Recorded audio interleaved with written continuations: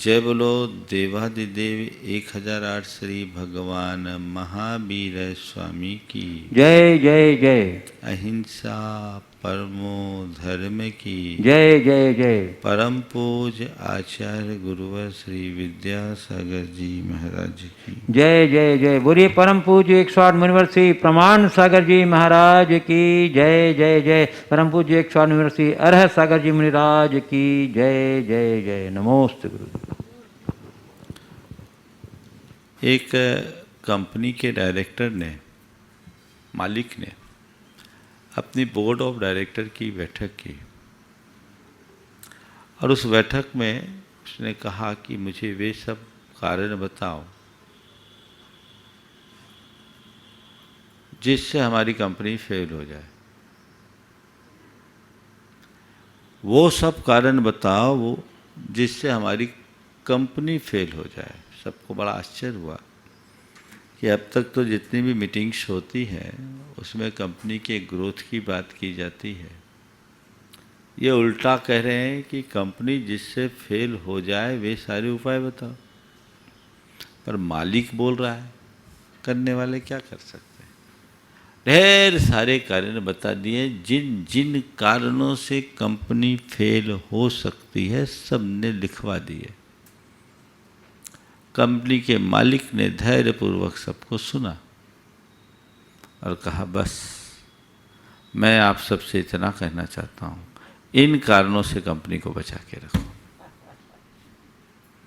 जिन कारणों से कंपनी को नुकसान पहुँचने वाला है, यदि उन कारणों से हम अपने आप को बचा के रखेंगे तो हमारी ग्रोथ स्वाभाविक हो जाएगी। विगत दिनों से कुछ ऐसी ही बातों से मैं आप सबको अवगत करा रहा हूँ। हमारे जीवन की कंपनी को नुकसान पहुँचाने वाले कारकों की चर्चा कर रहा हूँ। वे कारक जो हमारे जीवन को असहज बनाते हैं, जिनके कारण हमारे जीवन में असंतुलन आता है, असंतोष आता है या हम अपने जीवन में दुखी होते हैं, उन कारणों की बातें और उनसे बचने का रास्ता आज 5वें क्रम में एक महत्वपूर्ण सूत्र है। आज ऊ वर्ण की बात है और मैं अपनी बात उत्तेजना से शुरू करना चाहता हूँ। उत्तेजना हमारे मन की एक बड़ी दुर्बलता है कि नहीं। उत्तेजना का मतलब क्या है? उत्तेजना का मतलब आवेश में आना, उग्र हो जाना, गुस्से में आना, चित्त का क्षुब्ध हो उठना, है ना। अपने मन से पूछो, आपके मन में कभी उत्तेजना आती है? आती है या नहीं? आती है तो कब आती है, और कब आती है तो कितनी देर तक टिकती है? थोड़ी देर में शांत हो जाती है या टिकी रहती है? और शांत होती है तो कब शांत होती है? एक बात। दूसरी बात, आप अपनी उत्तेजना की पड़ताल करो और उस समय के अनुभव का विश्लेषण करके देखो कि जिस घड़ी मेरे मन में उत्तेजना होती है उस समय मेरी स्थिति क्या होती है। शांति की, प्रसन्नता की, आनंद की, सुकून की, या एक प्रकार का क्षोभ जो हमारे भीतर उथल पुथल मचाता है और बाद में हमें पश्चाताप की अग्नि में झुलसना पड़ता है। अगर कोई उत्तेजित व्यक्ति हमारे सामने है तो हमारे मन में उसके प्रति क्या लाइकिंग होती है या हम उसे डिसलाइक करते हैं? हम हमेशा शांत व्यक्ति को लाइक करते हैं, क्षुब्ध व्यक्ति को नहीं। तो आज हमें अपने भीतर उतर कर देखना है कि मेरी स्थिति क्या है। मैं उत्तेजना युक्त व्यक्ति की श्रेणी वाला हूं या सहज शांत स्वभावी मनुष्य कहलाने का अधिकारी हूं। यह हमें देखना है। 4 बातें आज के संदर्भ में आप सबसे करूंगा।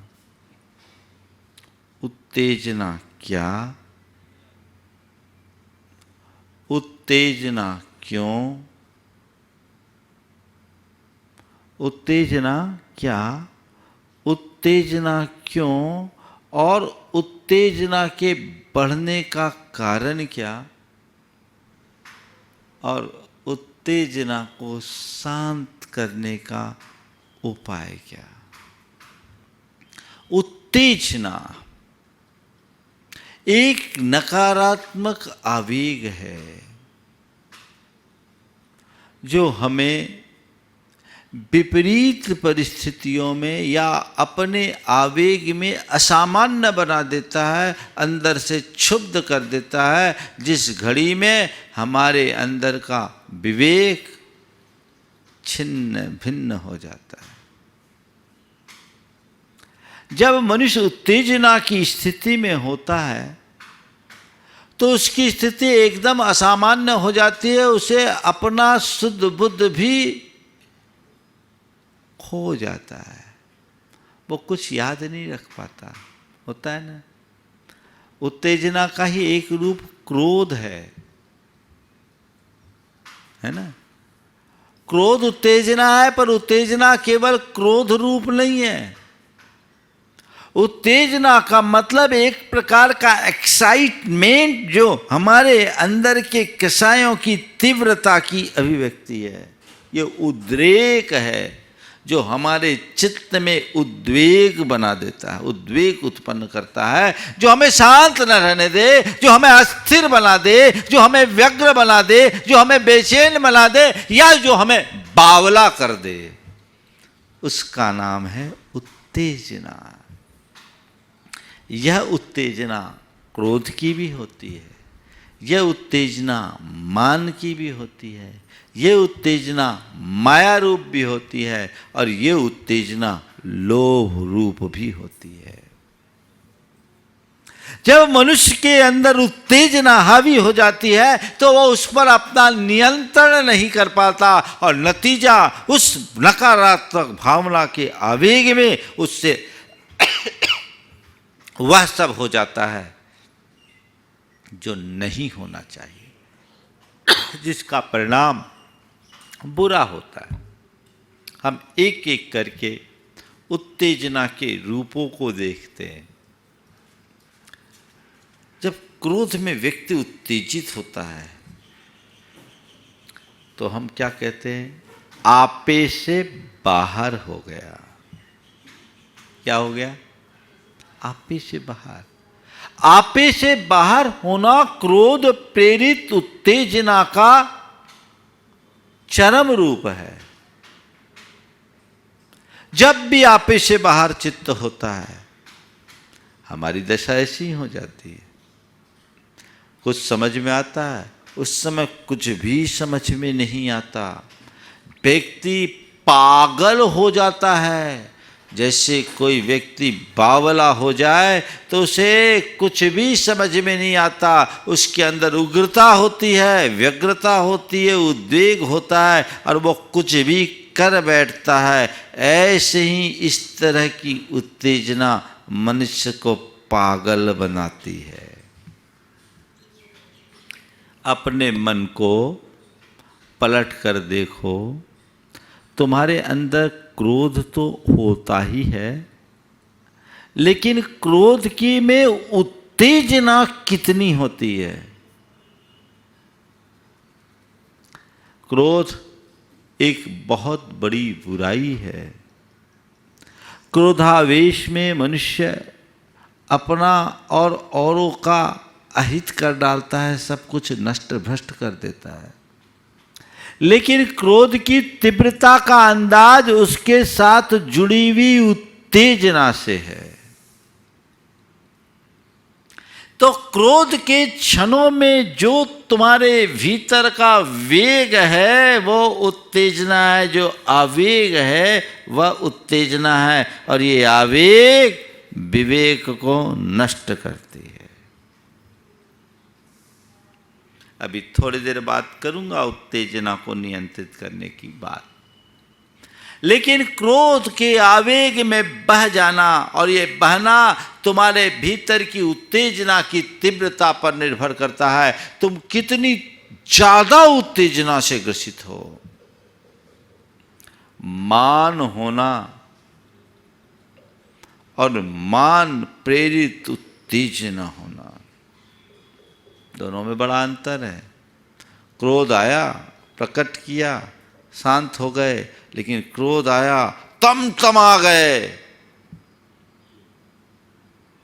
मान हुआ, थोड़ा सा अभिमान से अपनी छाती को फुलाए, लेकिन मान में पागल हो जाना, मानांध बन जाना, और अपने मान के पीछे चाहे जिसके अपमान के लिए आतुर हो, आमादा हो जाना, अपने संबंधों को भी खराब करने के लिए तैयार हो जाना, संबंधों को भी तोड़ देना, अपनी शांति को भी खंडित कर देना, ये सब क्या है?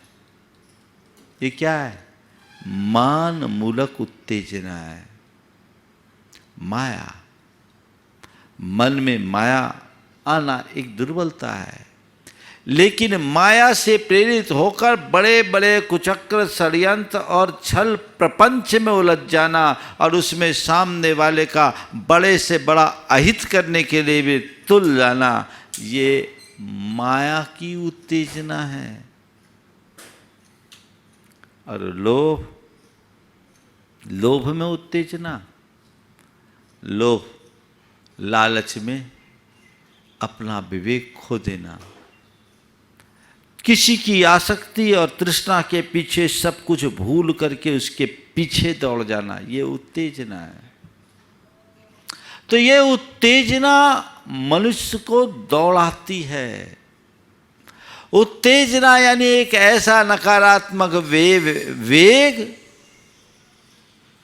जो तुम्हारे विवेक को कुंठित कर दे, जो तुम्हारे सोचने समझने की शक्ति को समाप्त कर दे।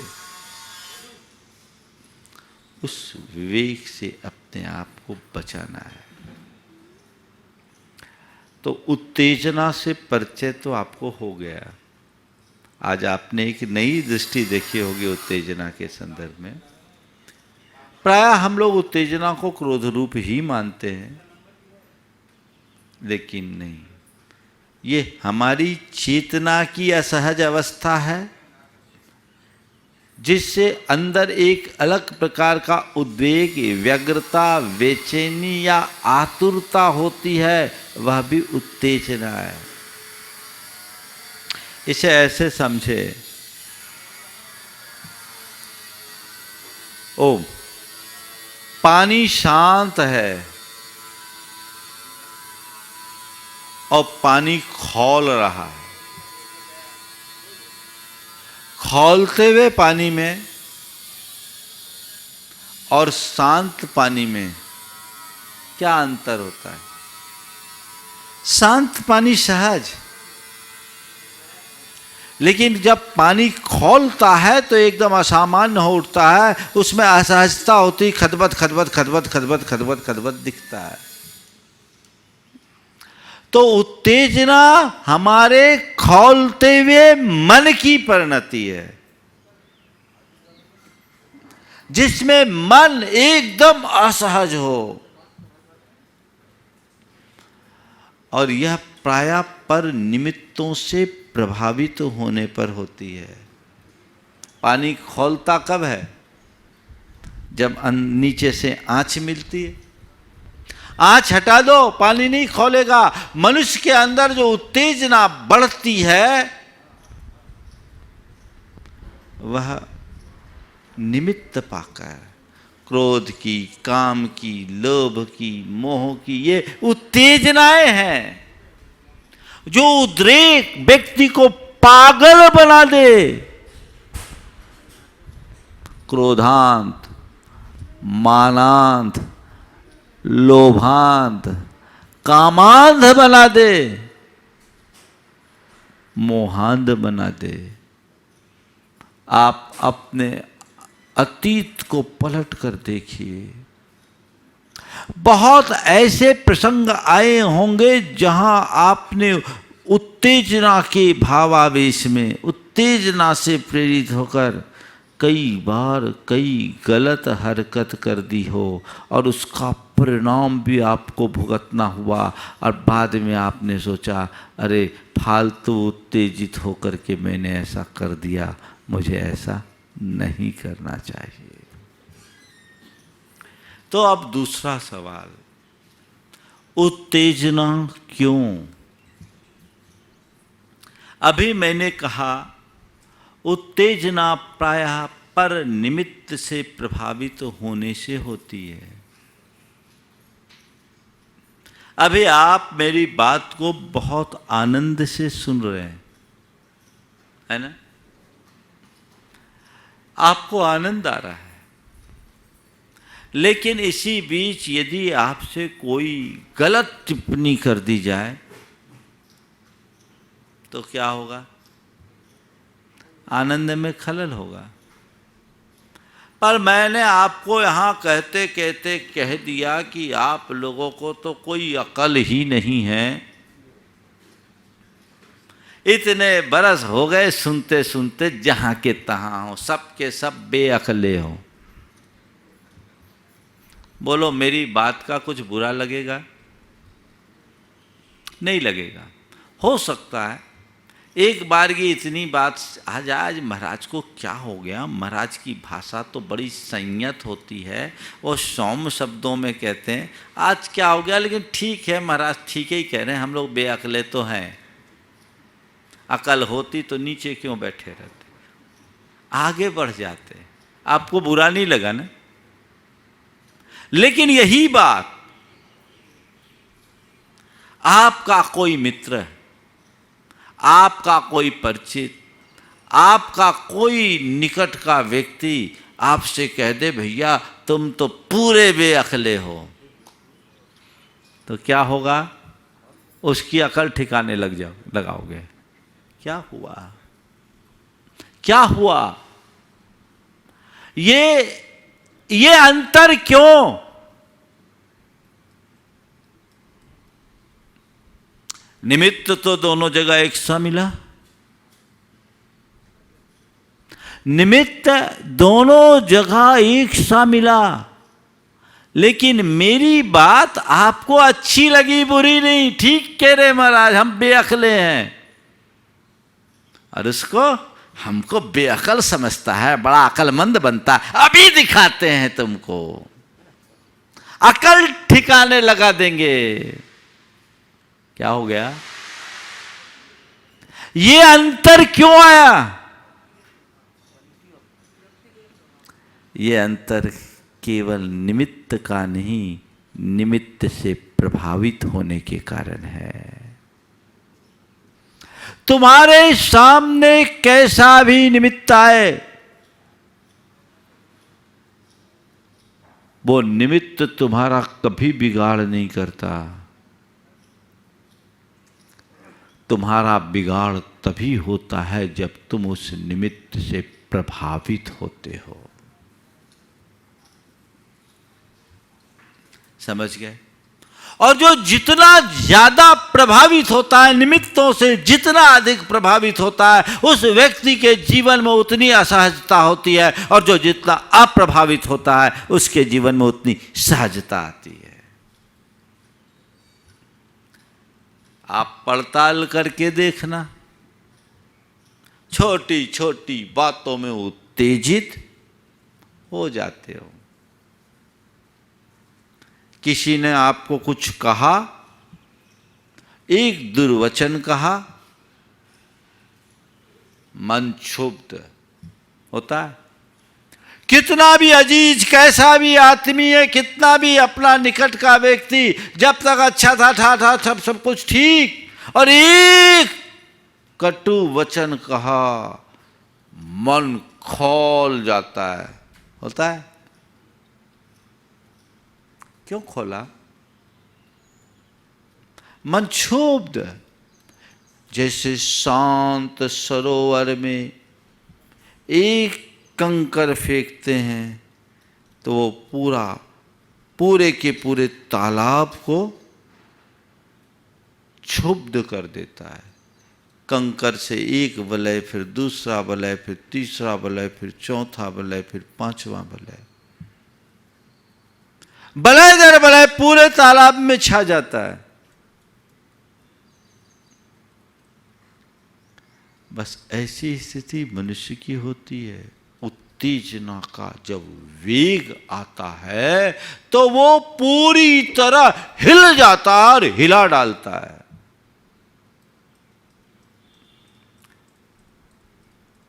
मेरे सामने कोई निमित्त ना आए, ये मेरे हाथ में नहीं है क्या? कोई मुझे गाली न दे, ये मैं सुनिश्चित नहीं कर सकता। कर सकता हूं क्या?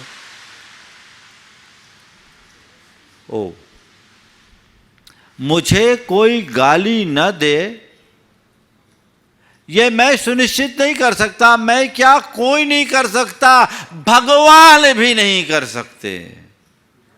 कर सकते हैं क्या? दुनिया में ऐसे लोग भी हैं जो भगवान को भी गालियां देते हैं।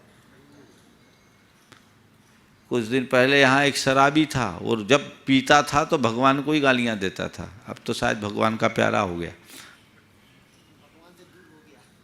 वो भगवान का प्यारा हो गया।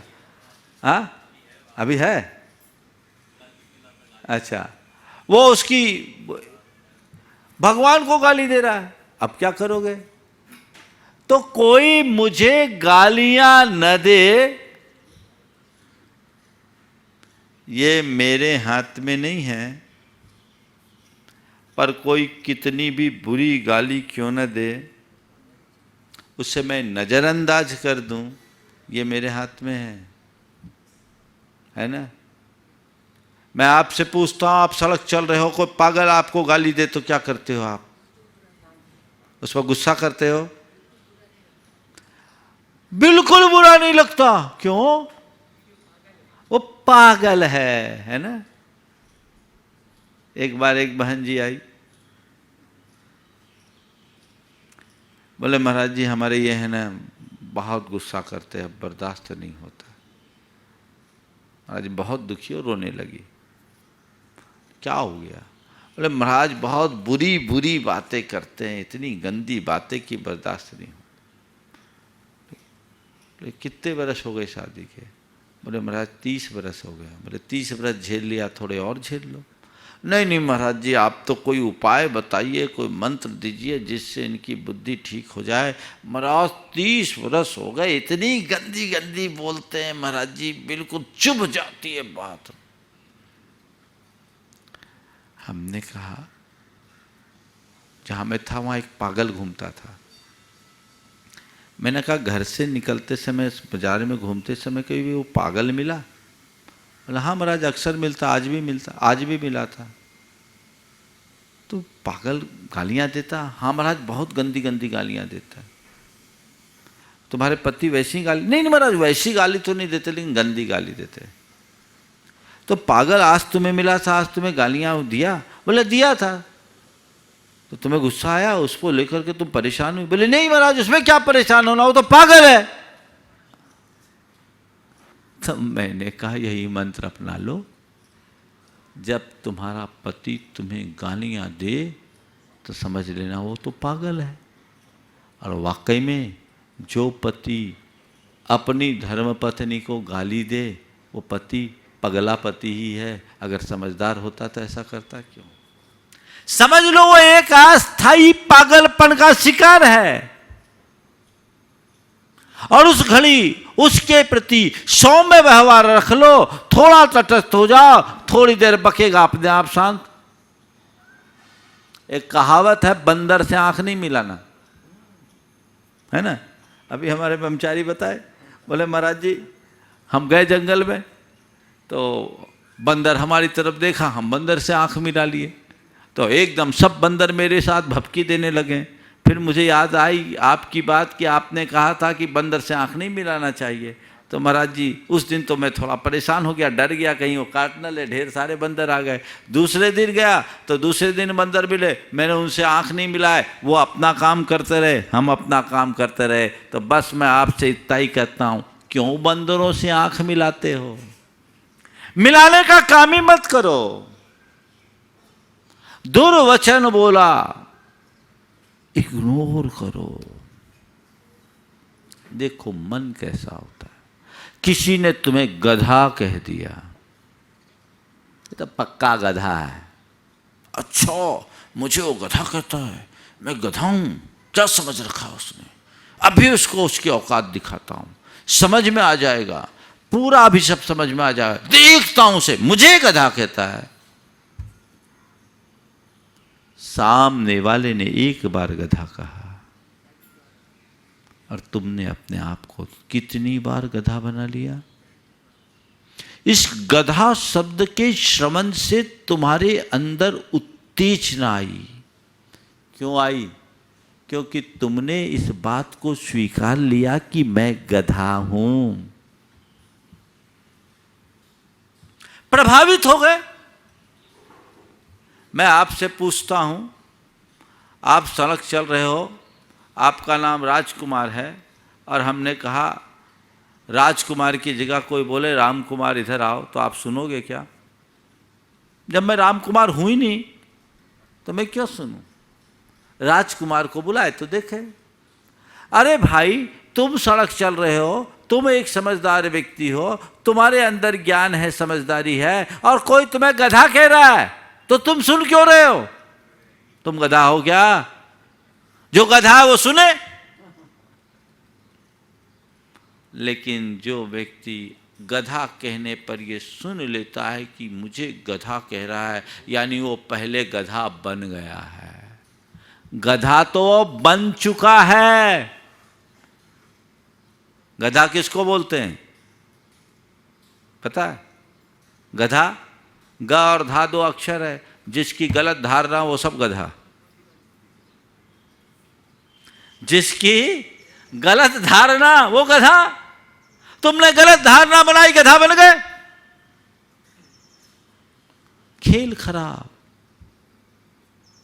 एक दुर्वचन कहा तुमने, अपने आप को एकदम से दोलायमान कर दिया, चित्त चंचल हो गया, क्षुब्ध हो गया। उसके कहने से नहीं, उसकी बात को पकड़ लेने से, तदरूप अपने आप को मान लेने से।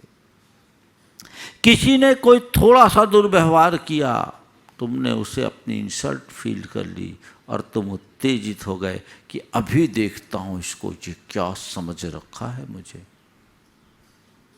कोई थोड़ा सा दुप्रसंग आ गया, अपने आप में आप एकदम उद्वेलित हो गए, उद्वेग आ गया। तो दुर्वचन, दुर्व्यवहार, दुप्रसंग या कोई भी तुम्हारी इच्छा के विरुद्ध बात घटी, तुम तमा गए।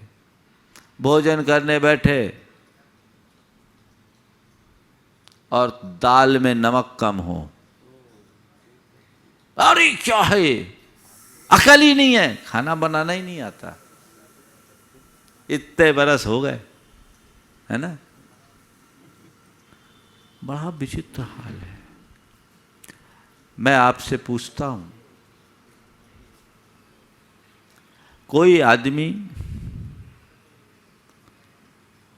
रोज आपको अच्छा दे और एक दिन बुरा करे, जो आपके लिए अच्छा ना हो, तो हमारा ध्यान रोज की अच्छाई पर रखना चाहिए या एक दिन की बुराई पर?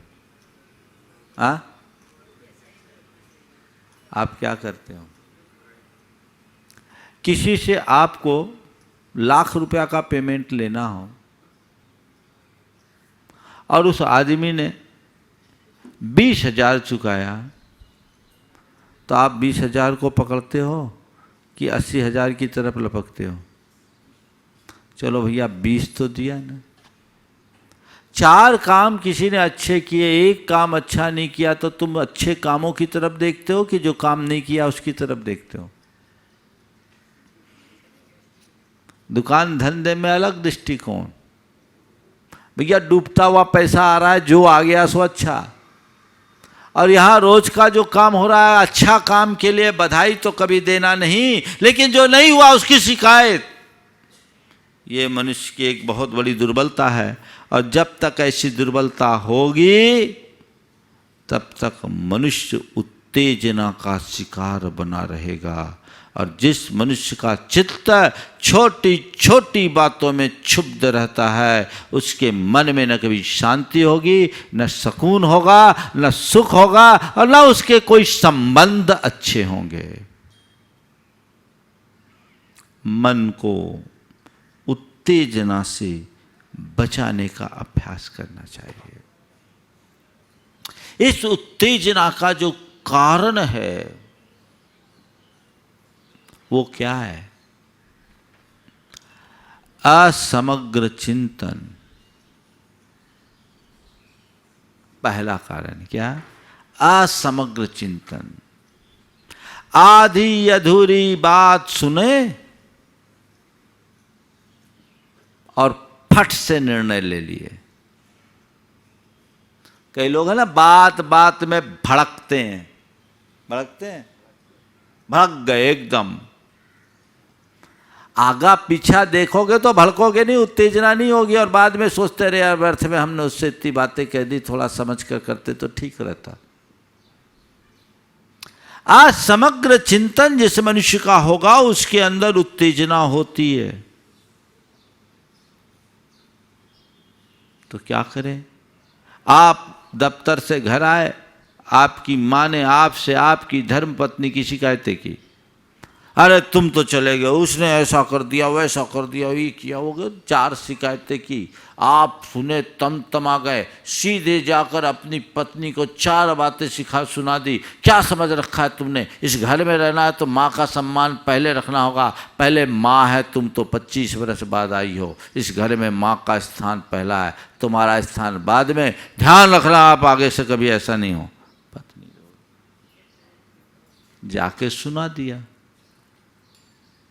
अगर इसकी जगह माँ की बात सुनकर धीरे से पत्नी के पास जाते, खुद को कूल करते, पत्नी को भी कूल करते, पानी आनी पीते, भोजन अगर करते, और उसके बाद फिर पूछते क्या बात है, आज कुछ गड़बड़ हुआ क्या? उसकी बात सुनते और तटस्थ भाव से सुनते, और उसके बाद यदि वो माँ की कुछ शिकायत भी करती तो कहते देखो वृद्धावस्था है, उम्र हो गई, हमें निभाना है, ये उनका स्वभाव है, इन छोटी छोटी बातों को इग्नोर किया करो, और बड़ों को जवाब देना हमारे संस्कार के अनुकूल नहीं है, थोड़ा सा तुम सहन करो, बर्दाश्त करो, मानता हूँ तुम्हारी सब अच्छाइयाँ हैं, लेकिन ये बात भी ध्यान रखो, कोशिश किया करो कि माँ एब नॉर्मल ना हो। बोलो दोनों में कौन सा रास्ता अच्छा है? आप क्या करते हो? ज्यादातर पहले कैटेगरी के लोग हैं। बोले महाराज आप ही कहते सब काम पहला होना चाहिए, सब में पहला नंबर होना चाहिए। तो यही हाल है, यहां बदलाव अपेक्षित है।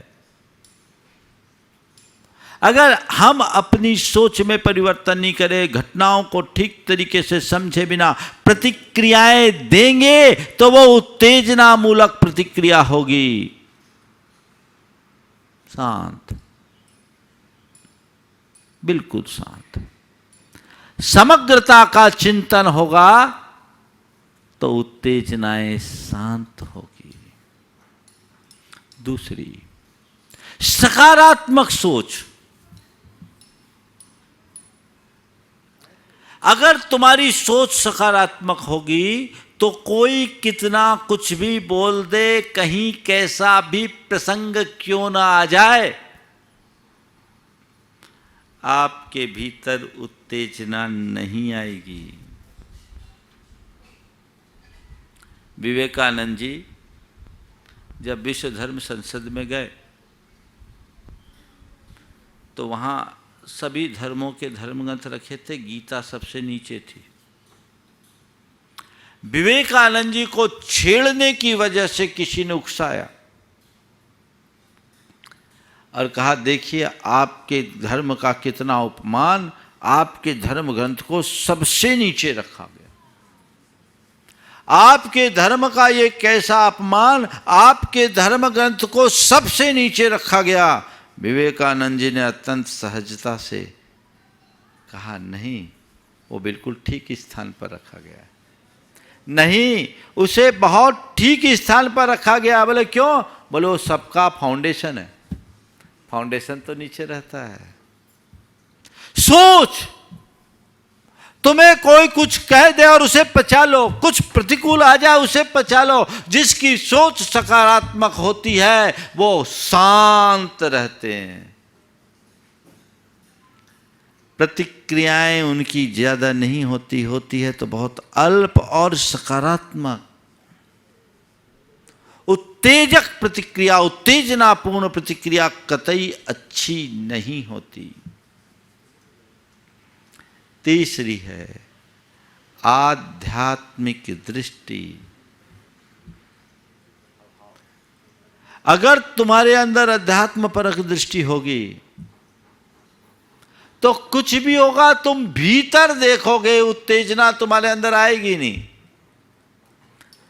तुम्हें किसी ने चोर बोल दिया, मैं चोर हूं ही नहीं तो क्यों सोचो। तुम्हारे साथ किसी ने कितना भी मिसबिहेव कर लिया, तुम कुछ नहीं सोचोगे, शांत रहोगे। साहू अशोक कुमार जी जैन जगत के एक बहुत बड़े स्तंभ हैं। हमारे समाज के लिए उन्होंने बहुत कुछ किया। उनके जीवन का एक प्रसंग जो मुझे भागचंद जी पहाड़िया ने सुनाया था, कई बार मैंने अपने प्रवचनों में सुनाया, आज के संदर्भ में बहुत उपयोगी है। कोलकाता में वो एक बड़ा मंदिर में मीटिंग ले रहे थे और वहीं कुछ लोग जो उनके विरोधी थे, उनके विचारों के विरोधी थे, चूड़ियां पहनाने के लिए आ गए।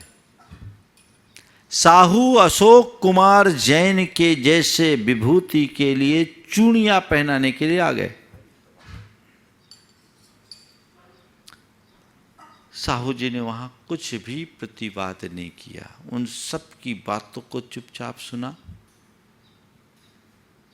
मीटिंग हुई, उठ के आ गए, कार पे बैठे, भागचंद जी पहाड़िया उनके साथ थे। रास्ते में भी उस घटना की कोई चर्चा नहीं की, गाड़ी आगे बढ़ी।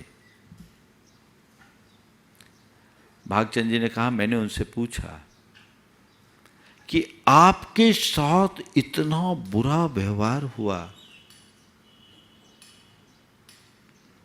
आप कुछ नहीं बोले, हम लोग कुछ कर नहीं सके, आप कुछ नहीं बोले।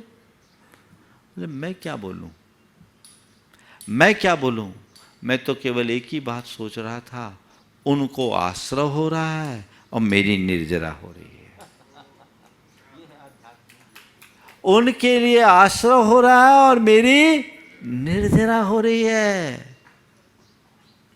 तुम्हें कोई कितना भी बोल दे, तुम्हारे साथ कैसा भी प्रसंग आ जाए, कैसी भी परिस्थिति आ जाए, अगर मूल को पकड़ लो और तुम्हारे केंद्र में तुम्हारी आत्मा हो तो जीवन में कभी असहजता नहीं होगी।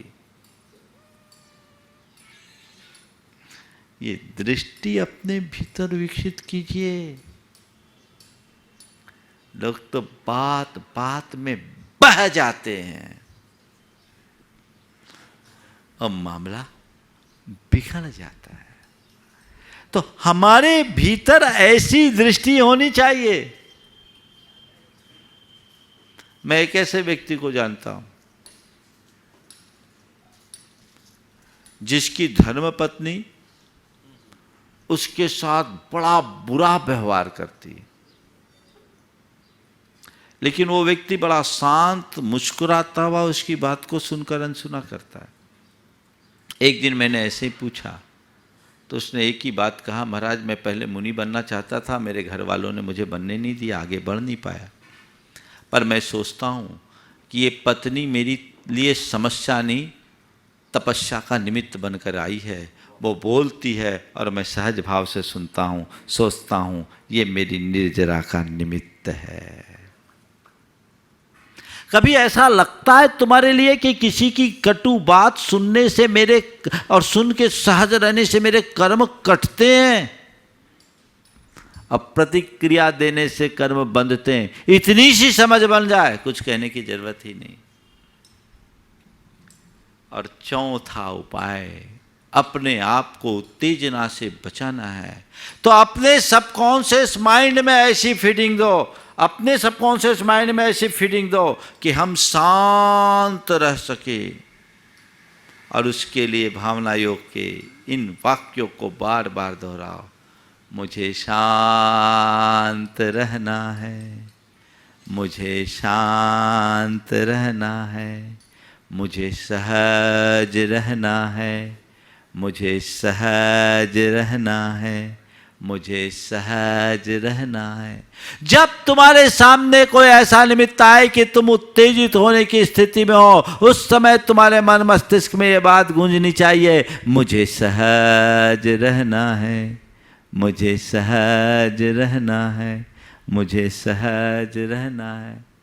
यही तुम्हारे जीवन को आगे बढ़ाएगा और अपने जीवन को कामयाबी के शिखर पर पहुंचा पाओगे। सबके जीवन में ऐसा ही घटित हो, इस पवित्र भाव के साथ समय आप सबका हो गया। यहीं पर विराम। बोलिए परम पूज्य आचार्य गुरुवर श्री विद्यासागर जी महाराज की।